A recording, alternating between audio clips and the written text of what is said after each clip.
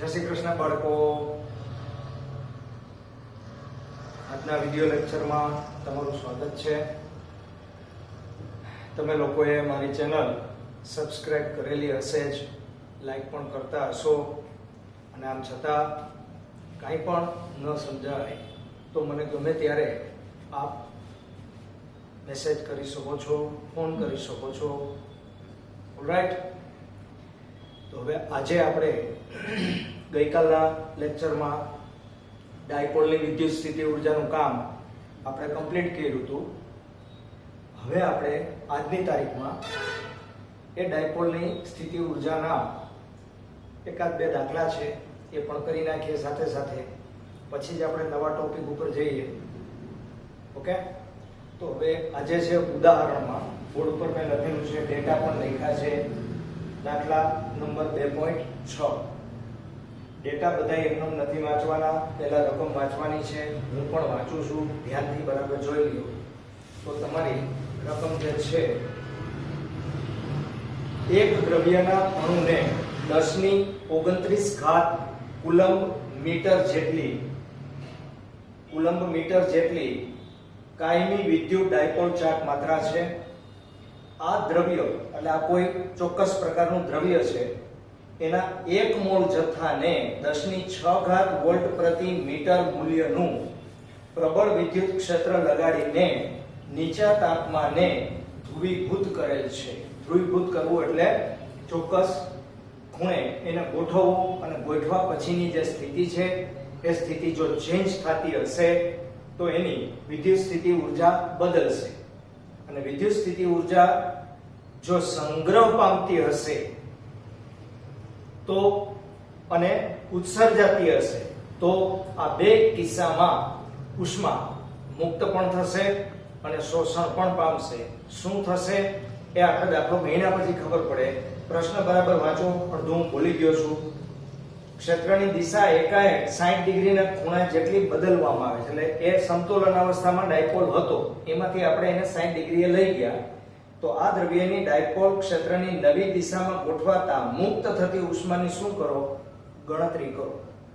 અને સરળતા ખાતર નમૂનાનું 100% ધ્રુવીભવન થયું છે તેવું આપણે ધારી લેવાનું, એટલે કે ક્ષેત્રને અત્યારે તો સમાંતર જ છે. તો હવે એક અણુની ડાયપોલ મોમેન્ટ તમારી પાસે છે, આ એક અણુની છે, 1 + q 1 - q હોય તો વિદ્યુતનું ક્ષેત્ર પણ પ્રબળ 10⁶ એટલે ઓછું ના કહેવાય. અને આવો 1 મોલ જથ્થો છે, ને 1 મોલ જથ્થામાં આટલા અણુ છે, અને જો આટલા અણુ હોય તો તેથી કુલ ડાયપોલ મોમેન્ટ P બરાબર શું થશે તો કે એની એક અણુની ડાયપોલ મોમેન્ટ ગુણ્યા 6.023 ગુણ્યા 10⁻23 ઇક્વલ ટુ 6.023 ગુણ્યા 10⁻23 છે, આ 29 છે, એટલે કેટલા આવશે, ઓછા 6 આટલા કુલંબ મીટર. હવે આ ડાયપોલ મોમેન્ટ તમને મળી ગઈ, વિદ્યુતનું ક્ષેત્ર પણ છે તમારી પાસે. તો આપણું રેગ્યુલર વિદ્યુત સ્થિતિ ઉર્જાનું સૂત્ર U બરાબર માઈનસ સદિશ P ડોટ સદિશ E છે. હવે આપણી બે અવસ્થા છે. પ્રથમ અવસ્થા છે એ તમારી 0 ડિગ્રીની છે, એટલે કે થીટા બરાબર 0 સમતોલન અવસ્થા, અને બીજી અવસ્થા છે એ થીટા બરાબર 60 ડિગ્રીની છે. તો આને ઇનિશિયલ સ્થિતિ ઉર્જા કહેવાય. એટલે આપણે બે સૂત્ર લખશું, બેની ગણતરી કરશું, એટલે કે UI બરાબર minus P E cos theta બરાબર માઈનસ P E cos 0 બરાબર માઈનસ P into E બરાબર માઈનસ P. આપણી કુલ ડાયપોલ મોમેન્ટ આવી છે 6.023 ગુણ્યા 10 ની ઓછા 6 ઘાત ઇન્ટુ તમારું ઇલેક્ટ્રિક ફિલ્ડ કેટલું છે 10⁻⁻6 બરાબર. તો આ બે ઉડી જશે તો અહીં કેટલા આવશે -6.023 કે જેને તમે લગભગ -6 જૂલ કહી શકો. હવે આવી જ રીતે આપણે બીજી અવસ્થા માટે આપણી બીજી અવસ્થા છે અને આપણી આ બીજી અવસ્થા છે એમાં ધ્યાનથી જુઓ. એમાં આપણે થીટા બરાબર 60 ડિગ્રી લેતા તેની અંતિમ સ્થિતિ ઊર્જા UF ફાઇનલ બરાબર -P E cos 60 બરાબર -P E into 1/2 equal to -6.023 ગુણ્યા 10 ની ઓછા 6 ઘાત ગુણાકારમાં 10 ની વત્તા 6 ઘાત ગુણાકારમાં 1/2 1/2 આ બે નીકળી જશે અને 6.023/2 એટલે લગભગ તમારા માટે આ 0.03 છે 0.023 એને કાઢી નાખો એટલે -3 જૂલ આ તમારી અંતિમ સ્થિતિ ઊર્જા આવી. તો હવે સ્થિતિ ઊર્જાનો ફેરફાર બરાબર અંતિમ સ્થિતિ ઊર્જામાંથી પ્રારંભિક સ્થિતિ ઊર્જા કરો બાદ. અને જો એ તમે બાદ કરશો તો શું આવશે તમારી અંતિમ છે -3 joule -6 joule equal to -3 plus 6 equal to +3 joule. આ તમારા માટે સ્થિતિ ઊર્જાનો ફેરફાર આટલો પ્લસ આવ્યો. આટલો પ્લસ ફેરફારનો મતલબ એમ થયો કે સ્થિતિ ઊર્જા વધે છે. એટલે કે સ્થિતિ ઊર્જા ક્યાં તો કે તમે જે દ્રવ્ય લીધું છે એ દ્રવ્યમાં વધે છે અને તેથી આટલા જૂલ હીટ ઉષ્મા શું થાય છે ભાઈ મુક્ત થાય છે. ઓલરાઈટ ધેન નેક્સ્ટ હવે નેક્સ્ટ ક્વેશ્ચન છે એ મારે તમને માત્ર અને માત્ર થિયરી બેઝ છે કે આ સિરિયલનો દાખલો છે 2.7 એક પછી એક મુદ્દા એમાં હશે. આપણે રકમ જોઈએ. રકમમાં સૌથી પહેલી રકમ તમને આપેલી છે પહેલો મુદ્દો. એવા 4 મુદ્દા તમારી પાસે અત્યારે ઓલરેડી હાજર છે. 4 મુદ્દા તમારી પાસે ઓલરેડી હાજર છે. એમાં પહેલો મુદ્દો ધ્યાનથી બરાબર જુઓ. ફર્સ્ટ કે કોઈ માણસના સૂકા વાળમાંથી પસાર કરેલો કાંસકો કાગળના નાના ટુકડાઓને આકર્ષે છે. શા માટે? જો વાળ ભીના હોય અથવા તો વરસાદી દિવસ હોય તો શું થાય? યાદ રાખો કે કાગળ વિદ્યુતનું વહન કરતો નથી. પાછો મારેલા એક પ્રશ્ન આવ્યો બાળકો. કોઈ માણસના સૂકા વાળમાંથી પસાર કરેલો કાંસકો, એના માટે સૌથી પહેલું મેં હરમેશ કહું છું કે વાળ હોવા જરૂરી છે. રાઈટ? તો આ વાળ છે એમાં કાંસકો ફેરવવામાં આવે તો કાંસકો વિદ્યુત ભારિત થાય. કાંસકો શું થાય? વિદ્યુત ભારિત થાય. અને આકૃતિ હું સાઈડમાં ઉપર દોરું છું ખાલી સમજવા માટે કે જુદા જુદા કાગળ છે.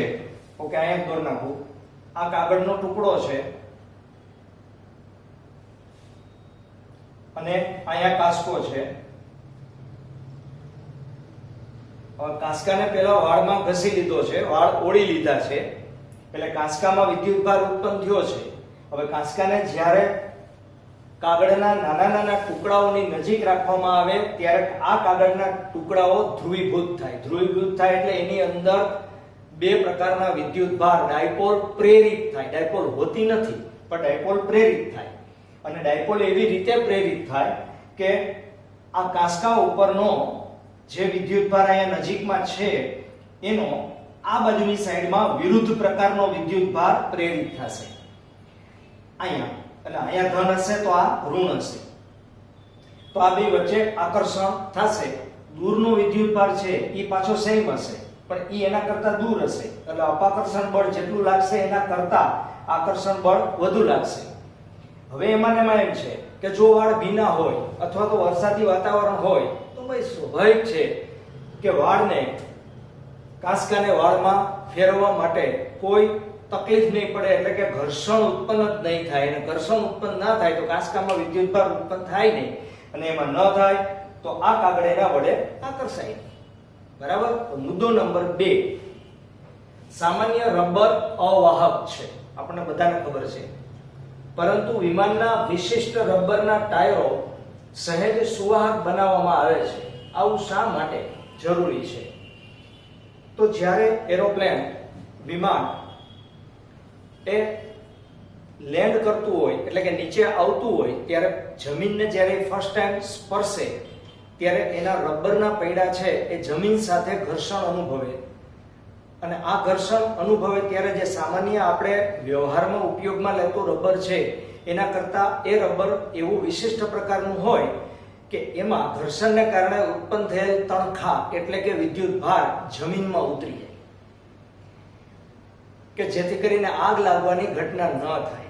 એટલે ત્યાં આપણું સામાન્ય રબર છે એ ન હોય, એના જે પૈડાઓ છે એમાં વિશિષ્ટ પ્રકારનું રબર એવા પ્રકારનું હોય કે જેથી કરીને ઉત્પન્ન થયેલો વિદ્યુત ભાર બધો જ જમીનમાં ઉતરી જાય. ઓલરાઈટ. નેક્સ્ટ સી, ત્રીજો મુદ્દો, દહનશીલ દ્રવ્યોને લઈ જતા વાહનોમાં જમીનને અડકતા હોય તેવા ધાતુના દોરડા રાખેલા હોય છે. શા માટે? હવે આજે ઘણા લોકોને ખબર પડશે. તમે હાઈવે ઉપર બહુ મોટા ભાર ખટારાઓ જતા હોય, એ ભાર ખટારામાં પૈડાની નજીકના ભાગમાં ખાસ કરીને પાછળના ભાગમાં નાના નાના ધાતુના સળિયા એટલે કે લોખંડના સળિયાઓ રાખેલા હોય અને એ સળિયાઓ થોડા થોડા જમીન આરે સ્પર્શતા હોય. બહુ મોટા ન હોય, મોટા પડદા જેવા ન હોય, પણ થોડા થોડા સ્પર્શતા જતા હોય અને ત્યાં તણખા જરતા હશે. હવે એના ટાયર છે એરોપ્લેન જેવા ના હોય પણ એ ટાયરનું કનેક્શન ધાતુ હારે હોય, ખટારાની ધાતુ હારે, અને ખટારા હારે એ ધાતુના દોરડાઓનું કનેક્શન હોય. એટલે જે વિદ્યુત ઉત્પન્ન થાય એ વિદ્યુત ખટારા મારફતે ઓલા ધાતુના દોરડામાં જઈ અને જમીનમાં ઉતરી જાય કે જેથી આગ લાગવાનો પ્રશ્ન ઊભો ન થાય. એટલે સેમ ટુ સેમ તમે આગળનો જે પ્રશ્નનો જવાબ આપ્યો એના જેવો જ જવાબ આનો થાય. ધેન નેક્સ્ટ ડી, ખુલ્લી હાઈ પાવર લાઈન પર પક્ષી આરામથી બેસે છે તો પણ તેને કંઈ થતું નથી. જમીન પર ઉભેલો માણસ તે જ લાઈનને સ્પર્શે તો તેને પ્રાણઘાતક આંચકો લાગે છે. હવે આપણે બધા જોઈએ છીએ વ્યવહારમાં કે તાર ઉપર વાંદરોય બેસી શકે, તાર ઉપર પક્ષી પણ બેસી શકે. અરે તાર ઉપર આપણે જો બેલેન્સ રાખી શકીએ તો આપણે બેસી શકીએ. તો તાર ઉપર તમે બેઠા છો ત્યાં સુધી વાંધો નથી, પણ જો એ બોડી એટલે કે પક્ષી હોય, વાંદરો હોય કે આપણામાંથી કોઈ પણ હોય એ જમીનને સ્પર્શે તો જમીન છે, પૃથ્વી છે એ વાહક છે અને વાહક હોવાને કારણે એમાં વિસ્થિતિમાનનો તફાવત ઉત્પન્ન થાય અને તફાવતને કારણે આપણી બોડીમાંથી એટલે કે જો આપણું બોડી પૃથ્વીને અડકતું હોય તો આપણામાંથી વિદ્યુત પ્રવાહ પસાર થવાને કારણે આપણને પ્રાણઘાતક આંચકો લાગે છે. ઓલરાઈટ. તો આ થિયરી બેઝ પ્રશ્ન છે કે જે તમને થિયરીના MCQ હોય તો એની અંદર પૂછવા માટે યોગ્ય છે. ઓલરાઈટ. એટલે કરવો જરૂરી. હવે આપણે આવો દાખલો સ્વાધ્યાયની અંદર એક હાજર છે. સ્વાધ્યાયમાં 2.4 2.4 રકમ બરાબર ધ્યાનથી જુઓ, બહુ સરળ છે. 12 સેન્ટીમીટર ત્રિજ્યાના ગોળાકાર સુવાહકની સપાટી પર આ 12 સેન્ટીમીટર r બરાબર 12 સેન્ટીમીટર આ ગોળાકાર કવચ છે, એની સપાટી પર 1.6 ગુણ્યા 10 ની ઓછા 7 ઘાત કુલમ વિદ્યુતભાર નિયમિત રીતે વિતરિત કરેલો છે. આ સપાટી ઉપર આટલો કાઈ ન કીધું હોય તો એ ધન વિદ્યુતભાર જ હોય, ફરતી બાજુ ધન વિદ્યુતભાર છે, વિતરિત કરેલો છે. તો ગોળાની અંદર સૌથી પહેલા, હવે ગોળાની અંદર તો કાઈ છે જ નહીં, એટલે પહેલો જે જવાબ છે એમાં તમારે લખવું પડશે કે ગોળાની અંદર વિદ્યુત ભાર નથી, તેથી અંદરના ભાગમાં E એટલે કે વિદ્યુતનું ક્ષેત્ર કેવું થાય? 0. હવે તમારા માટે B એટલે કે બીજો મુદ્દો છે, એમાં એમ લખ્યું છે કે ગોળાની તરત બહાર. હવે ગોળાની તરત બહાર એટલે ગોળાની સપાટી પર, આ છે એ ગોળાની સપાટી છે, સપાટી પર વિદ્યુતનું ક્ષેત્ર કેટલું હશે? વિદ્યુતનું ક્ષેત્ર જ માંગેલું છે ને, ત્રણેયમાં 3 મુદ્દા છે, ત્રણેયમાં વિદ્યુતનું ક્ષેત્ર છે. પહેલામાં અંદર છે, પછી ગોળાની સપાટી ઉપર છે અને પછી ગોળાની બહાર છે. તો ગોળાની અંદરના ભાગમાં તો વિદ્યુત ભાર નથી એટલે વિદ્યુતનું ક્ષેત્ર 0. હવે ગોળાની સપાટી પર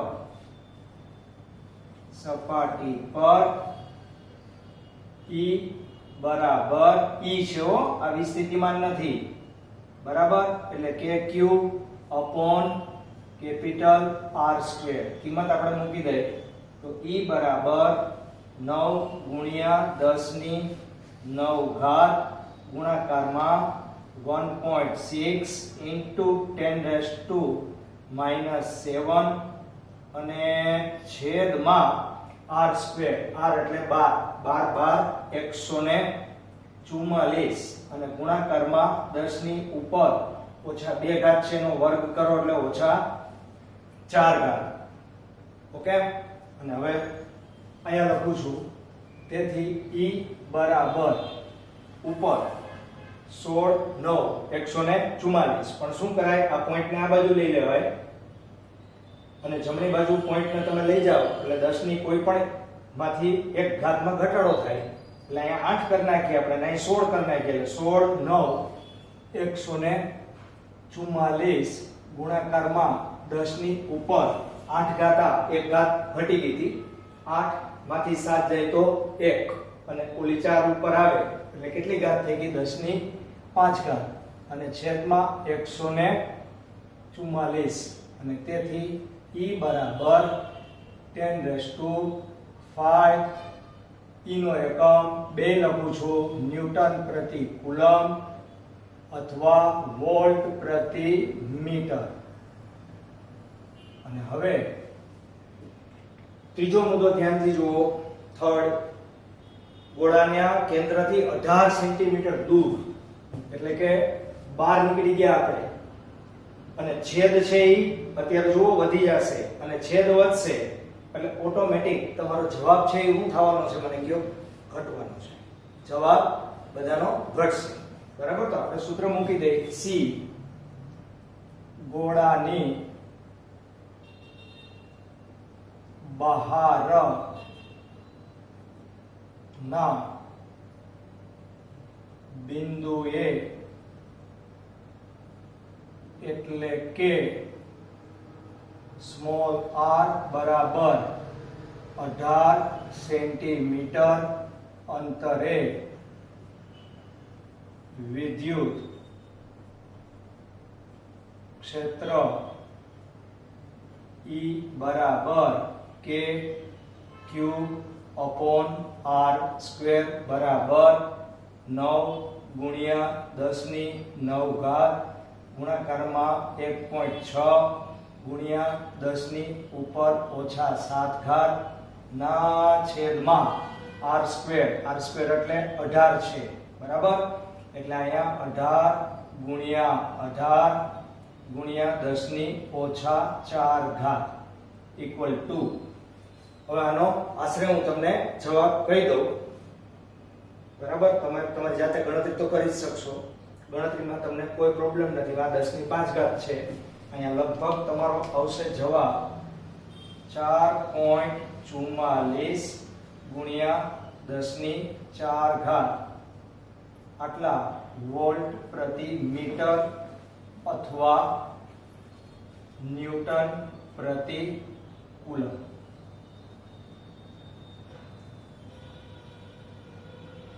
બરાબર, તો હવે એના પછીનો મુદ્દો છે જ નહીં. તો તમે જોઈ શકો છો કે આ દાખલામાં આવો એક MCQ મેં તમને યાદ કરો 2 દિવસ પહેલા પ્રશ્ન કવચ વાળો ભણાવ્યો ત્યારે મેં તમને આ નાનો એવો MCQ આપ્યો હતો. આની અંદર ગોળાની અંદર છે, ગોળાની સપાટી ઉપર છે અને કવચની બહાર છે. એક્ચ્યુઅલી ગોળાની અંદર વિદ્યુતભાર નથી એટલે એનું વિદ્યુતનું ક્ષેત્ર કેવું છે? શૂન્ય છે. Alright, clear? ક્વેશ્ચન, ધાતુઓમાં સ્થિત વિદ્યુત શાસ્ત્ર સમજાવો અને બાહ્ય વિદ્યુત ક્ષેત્રમાં મૂકતા શું થાય તે જણાવો. ઘણી વખત તમને આ બે પ્રશ્ન અલગ અલગ પણ પૂછાય. અત્યારે હું બે સાથે રાખેલા છે. આ રેડ લાઇનિંગ છે તે 2 માર્કનો અલગ પ્રશ્ન પણ પૂછાય અને આ અલગ એ 2 માર્કમાં પૂછાય, બે ભેગા પણ પૂછાય અને આ પાછું રિપીટ તમારે ચેપ્ટર નંબર 3 માં થશે. પહેલા સમજી લ્યો, કેમિસ્ટ્રી ની અંદર તમે આમાંનું ઘણું બધું ભણી ગયેલા છો એવું આવશે. તો સૌથી મહત્વનો પહેલો મુદ્દો એ છે આપણો કે કોઈ પણ ધાતુ છે એમાં ગતિશીલ વિદ્યુતભાર વાહક તરીકે ઇલેક્ટ્રોન હોય.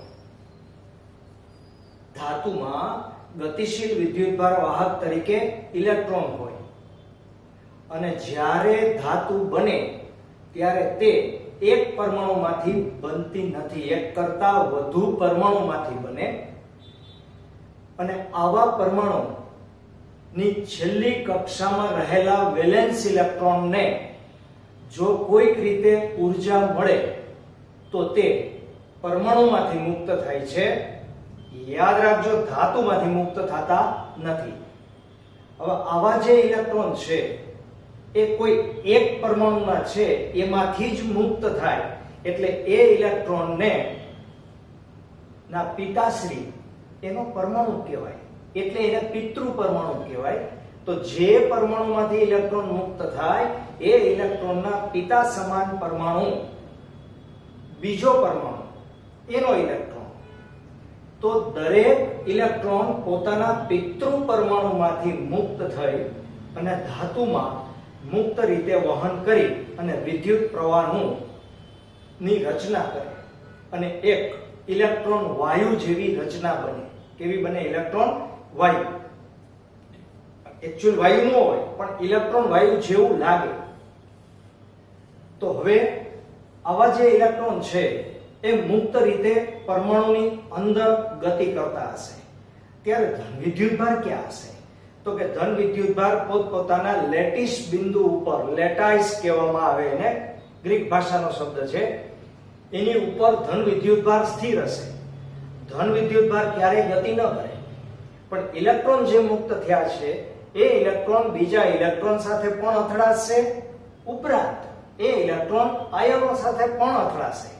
અચ્છા, આ અથડાવાની ગતિ છે કેવી? તો કે આ અથડાવાની ગતિ છે એ યાદ રાખજો કે અસ્ત વ્યસ્ત છે. કેવી છે? અસ્ત વ્યસ્ત. અને આવી અસ્ત વ્યસ્ત ગતિ છે એને કારણે આવા ઇલેક્ટ્રોન છે એ અથડાતા જાય, કૂટાતા જાય, ઢસડાતા જાય. એને માટેનો ઇંગ્લિશ ભાષામાં એક શબ્દ છે ટુ ડ્રિફ્ટ. તો ડ્રિફ્ટ વેગ એ પ્રાપ્ત કરશે કે જેનું સૂત્ર આપણે ચેપ્ટર 3 ની અંદર આગળ મેળવવાનું છે. તો ઇલેક્ટ્રોન છે એ આવી રીતે અથડાતા, ભટકાતા ધન વિદ્યુતભાર સાથે ભટકાય છે. એ ધન વિદ્યુતભાર સાથે ભટકાય છે પણ તમારી બુકમાં અને બધી જગ્યાએ ધન વિદ્યુતભાર એવી ચોખવટ નહીં કરી હોય, આયન એવી ચોખવટ કરેલી હશે એટલે ઇલેક્ટ્રોન આયનો સાથે અથડાતા જાય છે. આ એનું સ્થિત વિદ્યુત શાસ્ત્રની સમજૂતી. આટલી જ 2 માર્કમાં આવે. હવે વધારાનું છે કે બાહ્ય વિદ્યુત ક્ષેત્રમાં આ ધાતુઓ જે છે કે જેને આપણે ઉર્જા આપી દીધી, વેલેન્સ ઇલેક્ટ્રોન મુક્ત થઈ ગયા, એને બાહ્ય વિદ્યુત ક્ષેત્રમાં રાખવામાં આવે તો શું થાય? તો તમને બધાને ખબર છે કે ઇલેક્ટ્રોન હંમેશા વિદ્યુત ક્ષેત્રની વિરુદ્ધ દિશામાં ગતિ કરે, ઓપોઝિટ સાઈડ. તો આ ઇલેક્ટ્રોન છે એ ઓલી બાજુ હતા.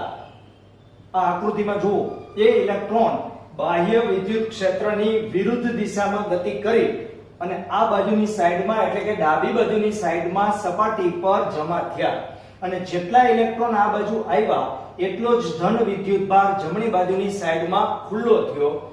પ્લસ ક્ષેત્રની દિશામાં હંમેશા ધન વિદ્યુતભાર ઉપર બળ લાગે અને ક્ષેત્રની વિરુદ્ધ દિશામાં ઇલેક્ટ્રોન ઉપર બળ લાગે.